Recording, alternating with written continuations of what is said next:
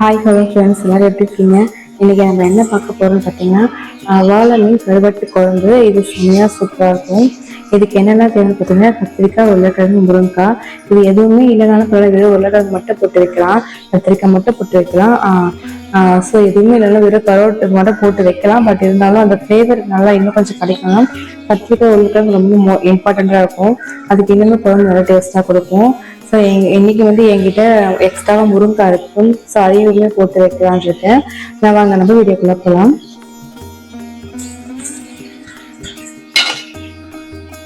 So வாழை மீன் வந்து பார்த்தீங்கன்னா, கழுவத்துக்கு ஊற வச்சுருக்கேன்.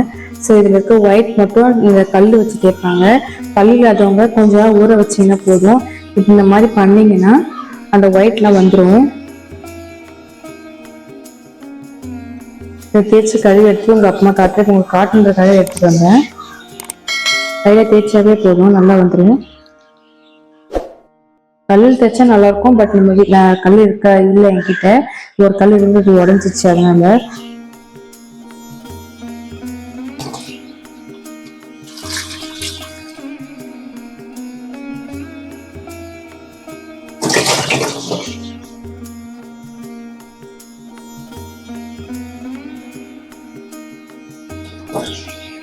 பாருங்க, கையில் கழுவு வந்து நல்லா க்ளீனாக வந்துடுச்சு, நல்லா வந்துச்சு. இன்னும் கல்லில் தேய்ச்சி வச்சா இன்னும் கொஞ்சம் நல்லா வரும். ஸோ இது போதும்.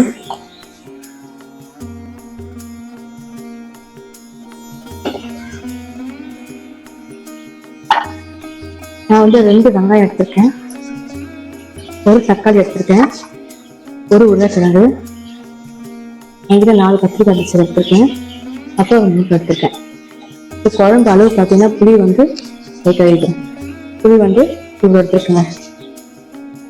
ஸோ புளிப்பு கம்மியாக இருந்தால் கொஞ்சம் நல்லா இருக்கும், ரொம்பவும் கம்மியாகிட்டா நல்லா இருக்காது.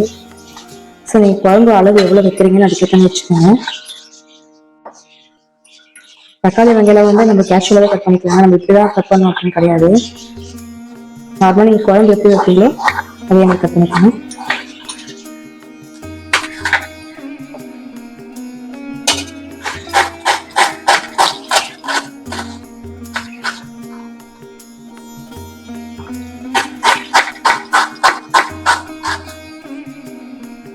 ஸோ வீடியோ பார்க்குற ஃப்ரெண்ட்ஸ் தொடர்ந்து எனக்கு சப்போர்ட் பண்ணுங்கள், ஆதரவு கொடுங்க, என்னோட சேனல் சப்ஸ்கிரைப் பண்ணுங்கள்.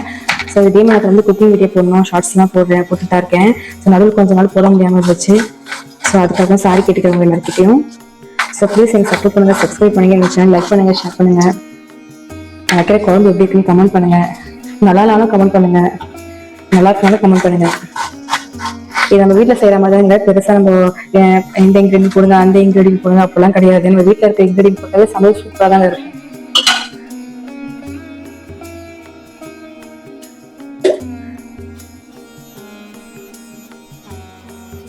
ஹோட்டல் டேஸ்ட் குழம்பு இருக்காங்க. வீட்டு குழம்பு விட ஹோட்டல் டேஸ்ட் என்னங்க வரப்போகுது?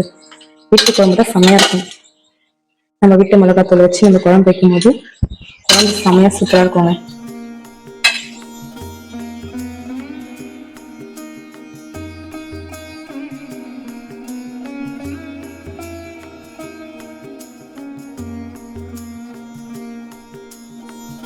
நிறைய பேர் இருக்கீங்க குவாலிட்டி குழம்பு நிறைய வேணும், அளவு வேணும் அப்படின்னா காய்கறி எக்ஸ்ட்ராவே போட்டுங்க. எனக்கு இந்த அளவு போட்டு இதுவே அதிகம் எனக்கு.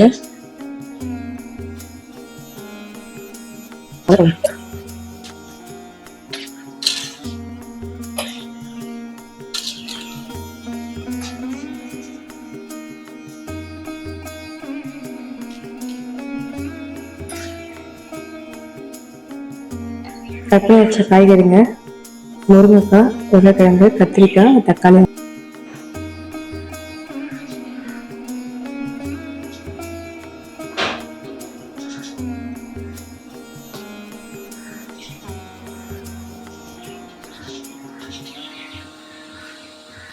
எண்ணெய் காஞ்சிருச்சு, இப்போ நம்ம வடகம் போட்டுக்கலாம்.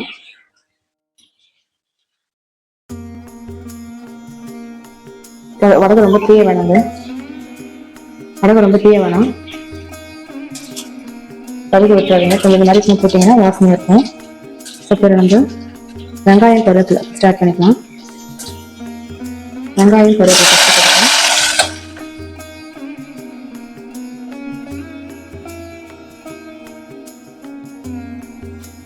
இதை வதக்கிக்கலாங்களா.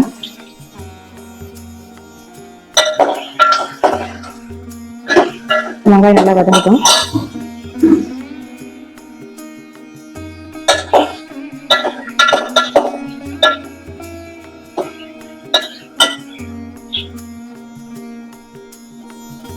வெங்காயம் வதங்கிச்சு, தக்காளி ஆட் பண்ணிக்கலாம்.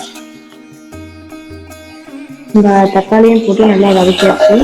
இந்த அளவு வதங்கினா போதும். காய்கறி வதங்கினாலே போட்டு கொஞ்சம் வதங்குது. நம்ம இதை வந்து இப்போ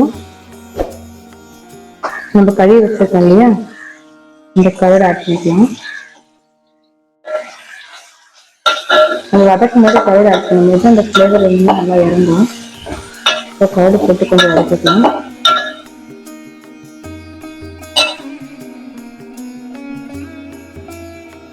இது கூட நம்ம மஞ்சள் ஆட் பண்ணிக்கலாம்.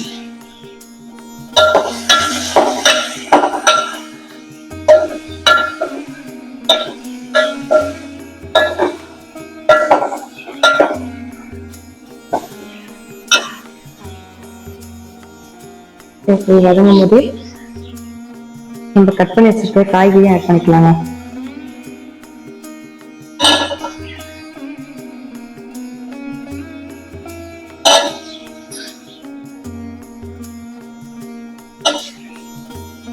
கட் பண்ணி வச்சிருக்க காய்கறியும் சேர்த்து நம்ம கலரிக்கலாம். காய்கறியும் நல்லா வதக்கி வச்சாச்சு. உப்பு ஆட் பண்ணிக்கலாம். ரொம்ப உப்பு போடாதுங்க, உப்பு பார்த்து போட்டுக்கலாம். ஏன்னா கருவேப்பிலை உப்பு இருக்குனால அது குழம்புல ஊற குழம்பு வந்து உப்பு கழிக்க ஆரம்பிச்சிடும். கொஞ்சம் உப்பு போட்டுக்கலாம். இதுக்கு நம்ம மிளகாத்தூள் ஆட் பண்ணிக்கலாங்க.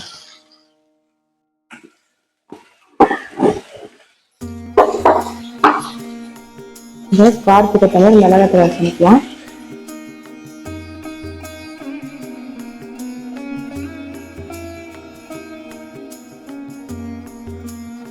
எதுவுமே நம்ம நல்லா கலர் விட்டுக்கலாம். மிளகாத்தூள் போட்டு கலர் விட்டாச்சு. இது இப்படியே கொஞ்ச நாள் இருக்கட்டும். ஸோ அந்த இடத்துல புளியை கரைச்சிக்கலாம். இந்த எடுத்து வச்சுருக்க புளி அளவு தாங்க நமக்கு கரைச்சி எடுத்துக்கலாம்.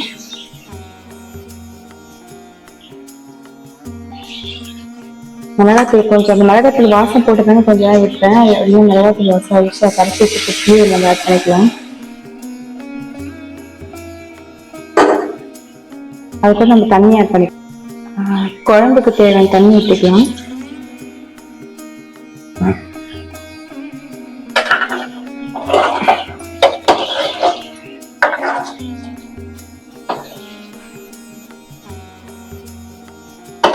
இது போட்டு நினைக்கிறேன்.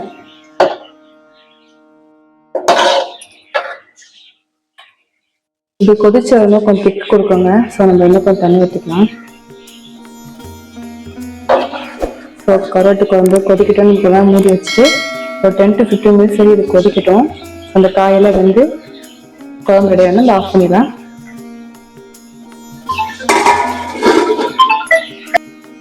வீடே மணக்கிற மாதிரி கருவாட்டு குழம்பு ரெடி ஆயிடுச்சுங்க. செம்மையாக சூப்பராக இருக்குது, வாசம் செம்மையாக இருக்குது. ஸோ வாழை மீன் கருவாட்டில் குழம்பு வச்சா இன்னும் சூப்பராக இருக்கும். ஸோ ட்ரை பண்ணி பாருங்கள். ஸோ நாங்கள் இப்போ தான் அடிக்கடி கேட்போம். ஸோ இந்த குழம்பு இந்த ரெசிபி உங்களுக்கு பிடிச்சிருந்தா லைக் பண்ணுங்கள், ஷேர் பண்ணுங்கள், கமெண்ட் பண்ணுங்கள், தொடர்ந்து எனக்கு சப்போர்ட் பண்ணுங்கள். ஸோ வீடியோ பார்த்த அளவுக்கு ரொம்ப நன்றி.